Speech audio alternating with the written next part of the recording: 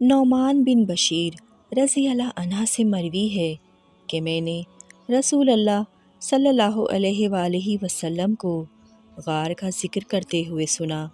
آپ صلی اللہ علیہ وآلہ وسلم نے فرمایا، 3 آدمی غار میں تھے کہ غار کے دہانے پر ایک پتھر گرا اور دروازہ بند کر دیا۔ ان میں سے ایک نے کہا، یاد کرو کہ تم نے کوئی نیک عمل کیا ہے، شاید کہ اللہ تعالیٰ اپنی رحمت سے ہم پر رحم فرمائے۔ ان میں سے ایک آدمی نے کہا، میرے کچھ مزدور تھے جو کام کیا کرتے تھے، میرے کچھ مزدور آئے، میں نے ان سے ایک مناسب معاوضہ طے کر لیا۔ ایک دن ایک آدمی میرے پاس دوپہر کے وقت آیا، اس نے باقی دن میں اتنا کام کیا جتنا دوسرے مزدوروں نے پورے دن میں کیا تھا۔ میری سمجھ میں یہ بات آئی کہ جتنا میں اس کے ساتھیوں کو معاوضہ دوں، اس میں سے اسے کم کر کے نہ دوں، کیونکہ اس نے محنت زیادہ کی تھی۔ ان میں سے ایک آدمی نے کہا، کیا تم اسے بھی اتنا دو گے جتنا ہمیں دے رہے ہو؟ اس نے تو صرف آدھا دن کام کیا ہے۔ میں نے کہا، اے اللہ کے بندے، میں نے تمہارے معاوضے میں سے کچھ بھی کم نہیں کیا، یہ میرا مال ہے، جیسا میرا جی چاہے گا کروں گا۔ وہ غصے ہو گیا اور اپنی مزدوری چھوڑ کر چلا گیا۔ جب تک اللہ نے چاہا میں نے اس کی مزدوری گھر میں ایک طرف رکھ دی۔ پھر ایک گائے میرے پاس سے گزری تو میں نے گائے کا ایک بچڑا خرید لیا۔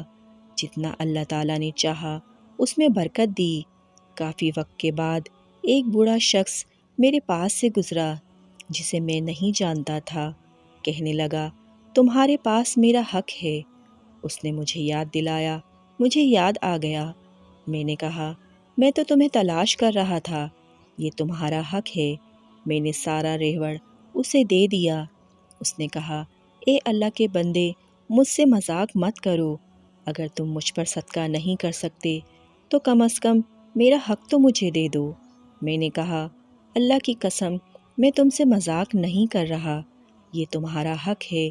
اس میں سے میرا کچھ بھی نہیں، اور سارا مال اسے دے دیا۔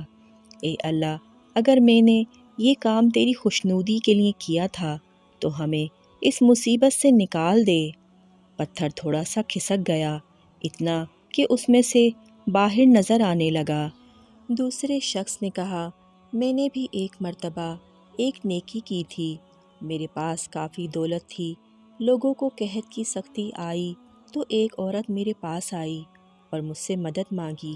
میں نے کہا، تمہاری مدد اسی وقت کر سکتا ہوں جب تم اپنا آپ مجھے دے دو گی۔ اس نے انکار کر دیا اور چلی گئی۔ کچھ وقت کے بعد وہ پھر آئی اور مجھے اللہ کی یاد دلائی۔ میں نے کہا، واللہ یہ مدد اسی وقت ہوگی جب تم اپنا آپ مجھے دو گی۔ اور بس اسی طرح میں نے انکار کر دیا اور اس نے بھی انکار کر دیا اور چلی گئی۔ اس نے اپنے شوہر سے اس بات کا تذکرہ کیا تو اس نے کہا، اپنا آپ اسے دے دو اور اپنے بچوں کا پیٹ بھرو۔ وہ میرے پاس واپس آئی اور مجھے اللہ کا واسطہ دیا۔ میں نے انکار کر دیا اور کہا، تمہارے نفس کے بدلے میں مدد کروں گا۔ جب اس نے دیکھا کہ کوئی چارہ نہیں تو خود کو میرے سپرد کر دیا۔ جب میں نے اس کا کپڑا اٹھایا اور ملنے کا ارادہ کیا تو وہ میرے نیچے سے تڑپ کر نکل گئی۔ میں نے کہا، تمہیں کیا ہوا؟ کہنے لگی، میں اللہ رب العالمین سے ڈرتی ہوں۔ میں نے اس سے کہا، تم بھوک میں اس سے ڈرتی ہو اور میں اس سے خوشحالی میں نہیں ڈرتا۔ میں نے اسے چھوڑ دیا اور اس کا جو کپڑا ہٹایا تھا اس کے بدلے جو اس کا حق بنتا تھا اسے دے دیا۔ اے اللہ، اگر میں نے یہ کام تیری رضامندی کے لیے کیا ہے تو ہمیں اس مصیبت سے نکال دے۔ پتھر کچھ اور ہٹ گیا، اتنا کہ وہ باہر جھانک کر دیکھ سکتے۔ پھر تیسرا آدمی بولا، میں نے بھی ایک نیکی کی ہے، میرے بوڑھے والدین تھے اور میں بکریاں چراتا تھا۔ میں اپنے والدین کو کھانا کھلاتا اور دودھ پلاتا، پھر اپنی بکریوں کی طرف آتا۔ ایک دن بارش ہوئی جس کی وجہ سے مجھے دیر ہو گئی اور شام دیر سے گھر پہنچا۔ میں نے دودھ کا برتن لیا اور دودھ نکالنے لگا۔ دودھ نکال کر اپنے والدین کی طرف گیا تو وہ سو چکے تھے۔ میں نے انہیں جگانا مناسب نہیں سمجھا اور یہ بھی مناسب نہیں سمجھا کہ بکریوں کو چھوڑ دوں۔ میں بیٹھا رہا، دودھ کا برتن میرے ہاتھ میں تھا۔ جب صبح ہوئی تو میں نے ان دونوں کو دودھ پلایا۔ اے اللہ، اگر میں نے یہ عمل تیری رضامندی کے لیے کیا تھا تو ہمیں اس مصیبت سے نکال دے۔ نعمان کہتے ہیں، گویا کہ یہ حدیث میں رسول اللہ صلی اللہ علیہ وآلہ وسلم سے سن رہا ہوں۔ پہاڑ ہلا اور پتھر لڑک گیا۔ اللہ تعالیٰ نے انہیں اس مصیبت سے نجات دلائی اور وہ باہر نکل آئے۔